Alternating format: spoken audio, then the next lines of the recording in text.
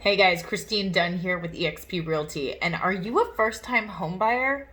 That is probably one of the most exciting places to be or people to be. I remember when I bought my first home and I actually had just gotten my real estate license a year or so before, so at least I knew what to expect. But representing someone to purchase a home and then purchasing one yourself are two different things. So there's a few things that I want to go over with you guys. I want to make sure that you understand them, and I want you to know that it is okay to ask questions. There is nothing more frustrating than the fear of the unknown. Purchasing a property does not have to be scary, and it doesn't have to be difficult. I think once you know what's coming, then it's so much easier to have fun with the process and actually enjoy looking for that particular property. So, first thing you want to do if you're a first-time homebuyer is get pre-approved. Any realtor that is doing this full-time is not going to put you in their car if you are not pre-approved.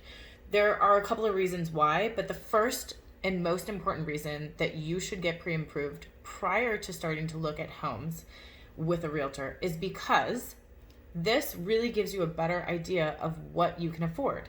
So they may come back to you and say, and I say they, when I say they in this scenario, I'm talking about the lenders. The lender may come back to you and say, you are approved for $300,000.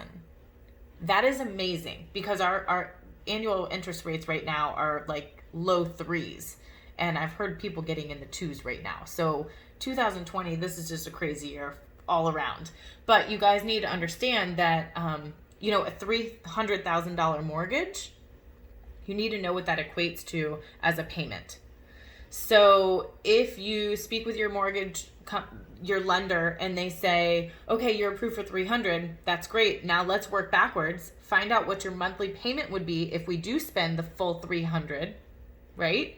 And then go from there. We want to make sure that we're not putting you in a scenario where you are not going to be able to make your payments every month. So working backwards from the amount that you're actually approved for and the amount that you are comfortable spending per month will give us an even better idea of how much you would actually like to spend. So let's say that your spend comfortability, if that's even a word or phrase, is actually $275. Then we want to make sure that we're not looking at houses at 300.